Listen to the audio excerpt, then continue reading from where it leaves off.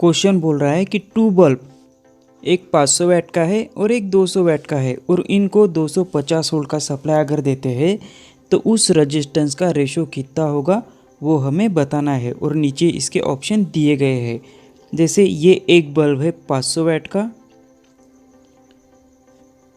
और इसको सप्लाई देंगे 250 वोल्ट का, तो इसका रजिस्टेंस क्या होगा।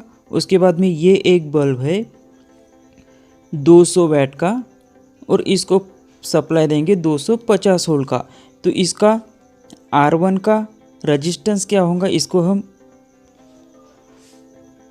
इसका रजिस्टेंस कितना होगा और इसका रजिस्टेंस कितना होगा।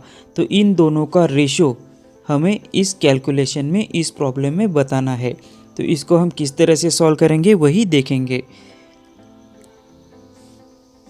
जैसे हमें पता है कि पावर के हमारे पास 3 फार्मूले आते हैं, P इक्वल टू VI, उसके बाद में P equal to I square R और P equal to V square divided by R। तो यहाँ पे हमारे पास पावर है तो पावर यहाँ पे गिवन है, वोल्टेज है तो वोल्टेज यहाँ पे गिवन है, और रजिस्टेंस का रेशो निकालना है, मतलब रजिस्टेंस भी है। तो हम इस फार्मूले को लेके इस कैलकुलेशन को इजीली सॉल्व कर सकते हैं। तो इसको किस तरह से सॉल्व करेंगे वो भी देख लेते हैं। जैसे हमारे पास फार्मूला था P equal to V square divided by R। अब R निकालना है, R का वैल्यू निकालना है, तो V स्क्वायर, ये P इधर चला जाएगा तो इसके डिवाइड में आएगा, तो यहाँ पे P। तो ये हमारा फाइनल फार्मूला हो गया। इसी फार्मूले से हम इस कैलकुलेशन को सॉल्व करेंगे। R equal to V square divided by P। तो हमें R1 इस बल्ब का रेजिस्टेंस निकालना है तो इसको हम R1 कंसिडर करेंगे, और इस बल्ब का रेजिस्टेंस निकालना है तो इसको R2 कंसिडर करेंगे। यहाँ पे R2 लिख लेंगे। अब इस R1 के जगह फार्मूला लिख लेंगे हम, ये V square divided by P as to V square divided by P।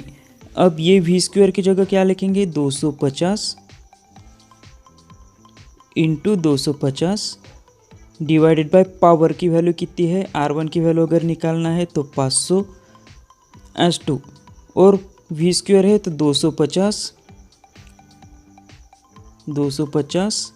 Into 250, और पावर की वैल्यू R2 की है 200 वोल्ट।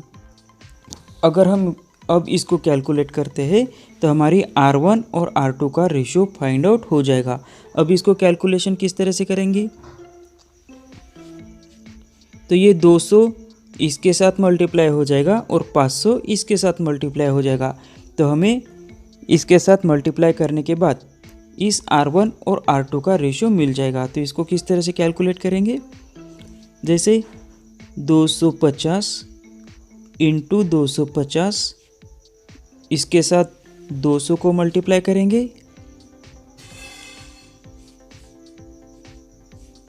एज टू, और 250 क्योंकि इसका क्रॉस मल्टीप्लाई करना था, और इसके साथ आ जाएंगे 500। अब ये 250 के साथ ये 250 कैंसिल हो गए, ये 250 के साथ ये 250, तो बचे कितने, 200 एज टू 500। अब ये जीरो के साथ ये जीरो, ये जीरो के साथ ये जीरो, तो फाइनल आंसर जो हमारा आ गया वो आ गया 2 एज टू 5। तो इसका जो ऑप्शन में गिवन है ऑप्शन नंबर सी, ये इसका फाइनल आंसर हो जाएगा।